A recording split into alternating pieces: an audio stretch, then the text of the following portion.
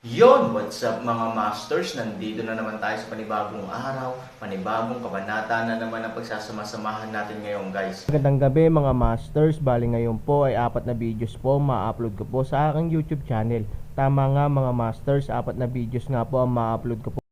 Mga masters, okay lang po bang wag nyong skip ang mga ads sa aking mga videos? Salamat po talaga mga masters sa solid na pagsuporta po sa akin.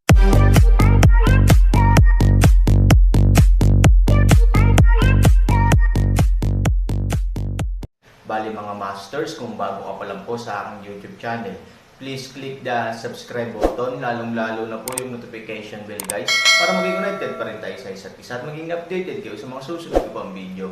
Bali mga masters, bago natin umpisahan ng kwento ay mag-shoutout po muna tayo para sa mga solid nating tagapakinig. Shoutout kay Jerry Glino at shoutout kay Geng Geng Sanan.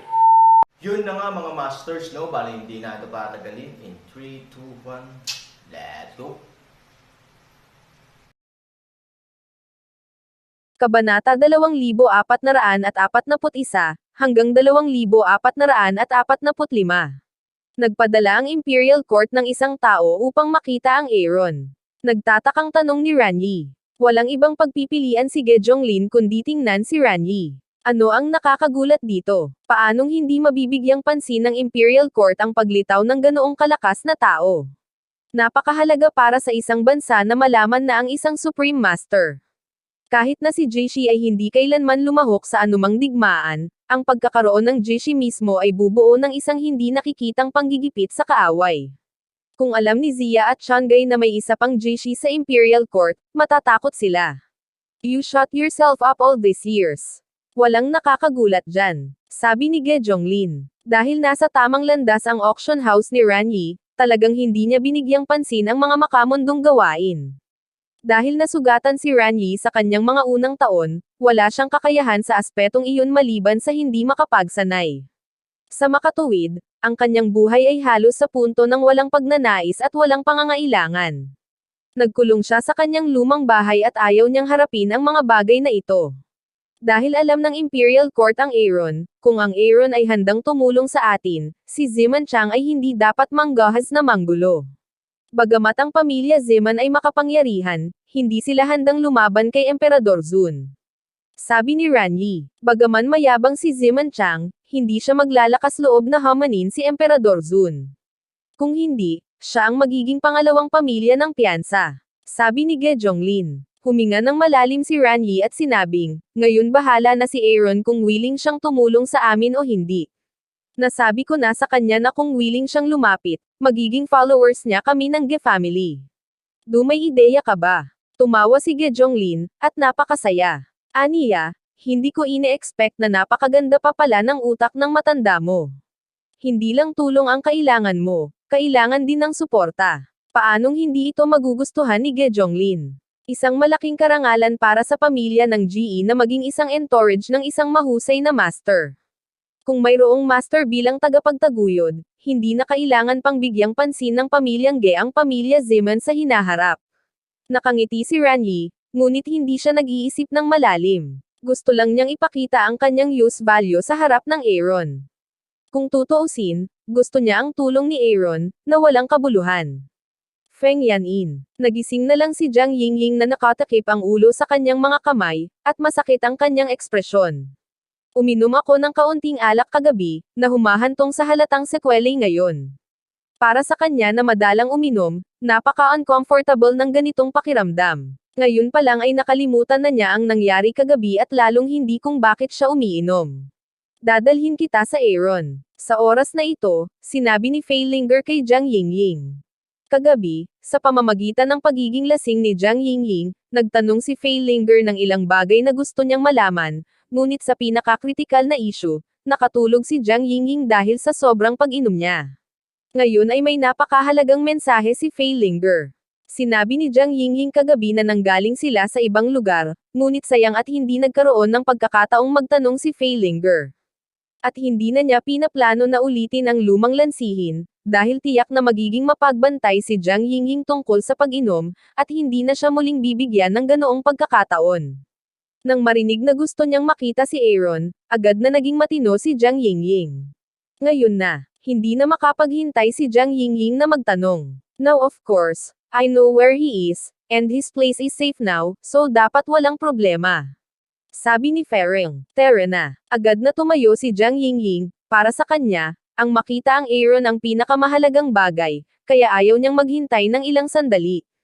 Dinala ni Fei Linger si Jiang Yingying sa eksklusibong Inn of Fengmo Auction House. Nang makita ni Aaron si Jiang Yingying, medyo natarante siya, dahil hindi niya akalain na lilito si Jiang Yingying sa kanyang harapan sa ganitong paraan, tulad ng pagbagsak mula sa langit. 3,000 magkakapatid. Tuwang-tuwang tumakbo si Jiang Yingying sa Aaron, puno ng luha ang kanyang mga mata. Si Aaron ay tumingin kay Jiang Yingying pataas at pababa, at sinabing, okay lang, okay lang, okay lang. Master, ito ba ang aming nakatatandang martial sister? Inalis ni Huang Xiaoyong ang sarili niyang harass. Kahit na matagal na niyang nakita si Jiang Yingying sa portrait, may malaking agwat sa pagitan ng portrait at ng totoong tao. Ang nakatatandang martial sister na ito ay mas maganda kaysa sa inaakala niya. Ang pangalan niya ay Huang Xiaoyong at siya ang aking apprentice.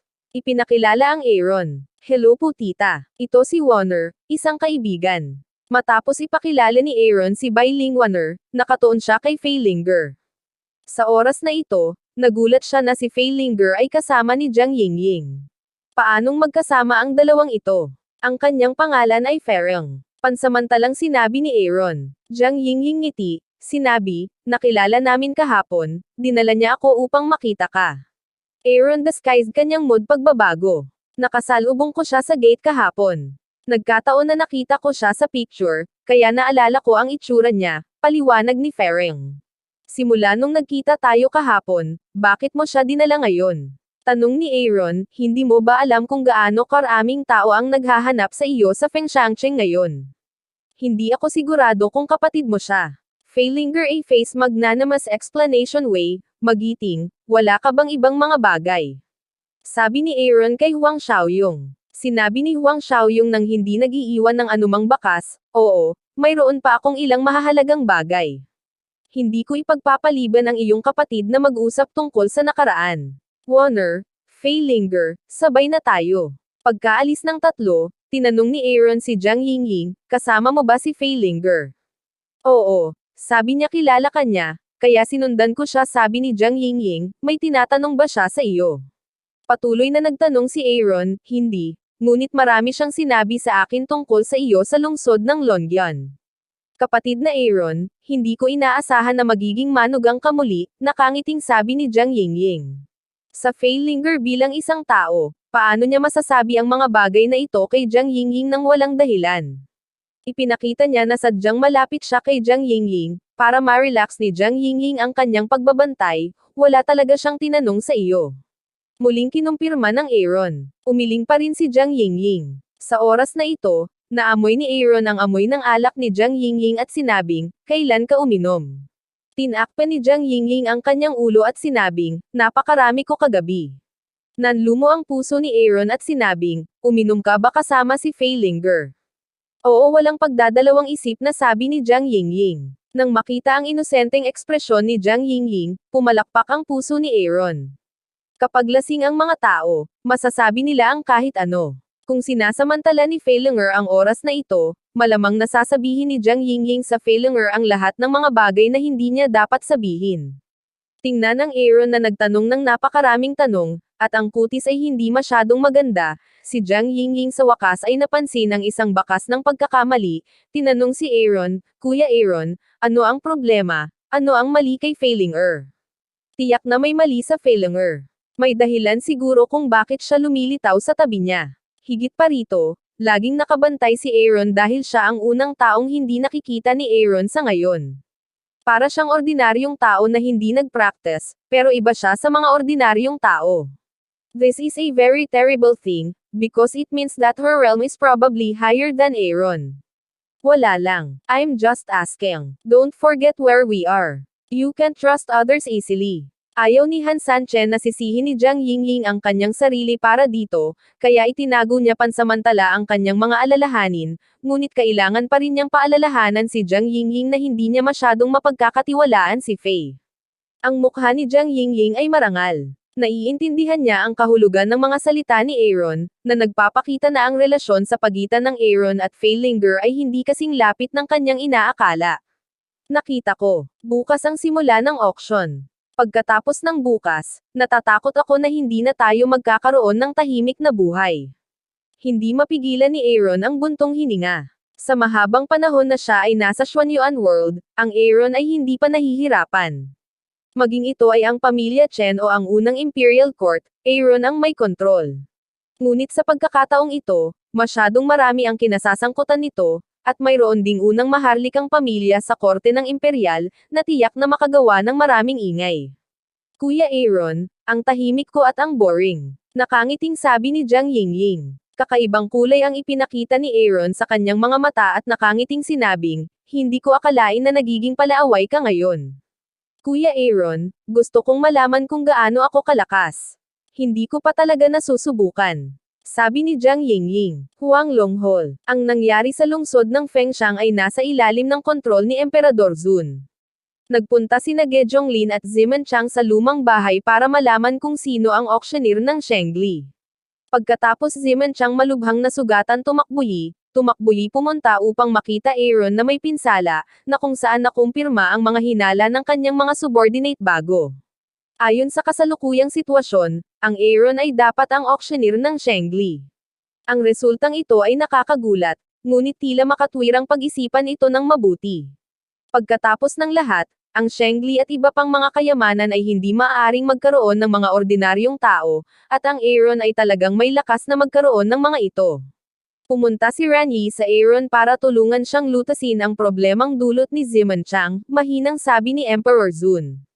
Ang kanyang mga nasasakupan ay nagpakita ng isang mapanlinlang na ngiti at sinabi, kung ang Aaron ay sumang-ayon. Sa mga nagdaang taon, ang pamilya Ziman ay lalong naging hindi mapakali, at unti-unting nauuso ang Beilang family. Sa pagkakataong ito, si Ziman Chang ay nais na makuha si Shengli. Ang kanyang pangunahing layunin ay upang linangin ang isang master para sa pamilya. Alam mo ba kung bakit gusto niyang gawin ito? Tanong ni Emperor Zun. Gusto niyang patatagin ang posisyon ng pamilya Ziman, at gusto niyang suriin at balansehin ang emperador. Yumuko ang kanyang mga nasasakupan at sinabing, ang pangungusap na ito ay walang galang kung tutuusin. Bagamat siya ay pinagkakatiwalaan ni Emperador Zun, sinasaktan pa rin niya si Emperador Zun sa pamamagitan ng pagsasabi ng ganitong uri ng mga salita, kaya kailangan niyang gumawa ng mga pagbabago bago siya magsalita. Talagang lumalago ang tapang ni Simon Chang. Baka nakalimutan niya kung paano nalipol ang pamilyang Piansa. Buntong hininga na sinabi ni Emperor Zun, ayaw niyang gawin ito, dahil ang panloob na laban ay para saktan ang sigla ng korte ng Imperial, at W. Wala itong naidulot na kabutihan sa kanya. Ngunit kung minsan, kailangan nilang gawin ito, dahil sa korte ng Imperial, kapag ang anumang pamilya ay nagbabanta sa katayuan ng emperador, mayroon lamang isang paraan upang mamatay. Emperor Zun, hindi sapat ang isang banal na Castanyas para maging matatag ang pamilya Ziman. Hindi mo kailangang mag-alala, sabi nung lalaki, kaya gusto niyang hanapin ang Aaron. Ayaw ko talagang makita ang paghina ng pamilya Ziman. Sa kasamaang palad, ang lobo na ambisyon ni Ziman Chang ay naging mas mahirap itago. Sabi ni Emperor Zun. Emperor Zun, hindi dapat alam ni Ziman Chang ang lakas ni Aaron. Sa init ng ulo ni Ziman Chang, natatakot ako na hindi niya tretuhin ng maayos si Aaron. Baka maisip ni Aaron si Ziman Chang kung ano ang dapat niyang gawin. Sabi nung lalaki. Pagdating sa Aaron, sakit din ng ulo para kay Emperor Zun. Mukhang isang magandang bagay na ang Imperial Court ay may dagdag na master sa matinding mundo. Ngunit nag-aalala rin si Emperador Zun na ang gayong malakas na tao ay hindi maaaring magtrabaho para sa korte ng Imperial. Kung hindi siya makapagtrabaho para sa Imperial Court, ito ay isang potensyal na banta. Anong problema ni Feilingsheng? Tanong ni Emperor Zun. Walang nangyari, ngunit ang hula ko ay ang dahilan kung bakit siya napalapit sa Aaron ay maaaring para sa kapakanan ni Shengli. Hinabol ni Feilingsheng ang maalamat na banal na kaharian at 3 beses na pumunta sa madilim na kagubatan, ngunit wala. Ngayon Aaron ang mga auction kay Shengli, ang pinagmulan ni Shengli, na marahil ang kanyang layunin. Sabi nung lalaki, tumanggo si Emperor Zun. Ang haka-haka na ito ay makatwiran, at sa lakas ni Feilingsheng, sinadya niyang lumapit sa Aaron. Kung hindi dahil kay Shengli, hindi maintindihan ng mga tao kung bakit. By the way, I heard na may nangyari sa State of Zia recently. What's the matter? Tanong ni Emperor Zun. Ayon sa aming mga especially iya, isang master ay lumitaw sa estado ng Zia kamakailan, at siya ay umakyat sa Jingwo bundok ng estado ng Zia. Lahat ng mga tao na pumunta sa hamon ay natalo. Marangal ang mukha ng mga kamay na nagsabing, kay Wuzhan Emperor Zun ay bahagyang nagulat. Alam niya ang ibig sabihin ng bundok ng Jingwo sa estado ng Zia. Ito ang lugar kung saan ang mga tunay na malalakas na tao ay kwalipikadong pumunta.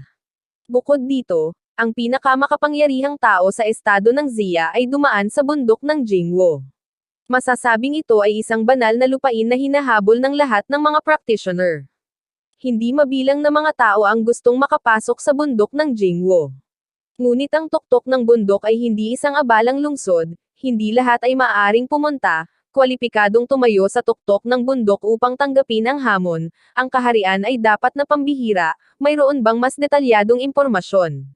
Emperor Zun can't wait to ask, napakagandang dalaga daw ito na may kasamang maliit na babae. Sa tuwing nagsisimulang pumalakpak at tumalon ang batang babae, may maghahaman sa tuktok ng bundok. Sabi niya, ang lalaki, masyadong matangkad ang kwentong ito. Hindi ito maaaring paglaruan ng estado ng Zia. Hindi napigilan ni Emperor Zun na matawa. May isang magandang dalaga at isang maliit na babae. Nagpalakpakan sila at nahulog ang tuktok ng bundok. Tila ginawa ito ni Zia. Saka may dahilan si Zia para gawin iyon. Sinadya niyang gumawa ng isang master para matakot ang iba pang dalawang bansa, Emperor Zun, nag-alinlangan ako sa simula, ngunit ang ulat ng especially iya at kung ano ang nakita ng kanyang sariling mga mata ay hindi dapat mali. Sabi ng lalaki. Yun na nga mga masters, no? Bali panibagong kabanata na naman yung natapos natin ngayong gabi. Muli, maraming salamat po talaga sa walang sawang suporta po sa aking YouTube channel na talagang inaabangan nyo po ang bawat upload ko po. Bali mga masters, magkita-kita ulit po tayo bukas ng gabi at ngayon po ay magpapaalam po muna tayo. Bali mga masters, bye-bye!